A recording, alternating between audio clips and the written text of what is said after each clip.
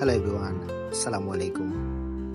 চলো গ্রাম সৌন্দর্য, বিশেষ করে বৈশাখ মাস আইলে ধান তোলার একটা উৎসব মুখর পরিবেশ এটা গ্রাম আইলে পাওয়া যায়।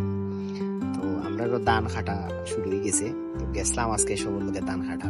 ভিডিওটা বানাইছিলাম কয়েকদিন আগে, কিন্তু ঝামেলার লাগি কাজে একটু ব্যস্ত আসলাম, এই কারণে পোস্ট দিতাম পারছি না। ধান কাটা থেকে শুরু করিয়া মারাই দেওয়া পর্যন্ত ভিডিও করিয়া আপনার মাঝে তুলে ধরলাম।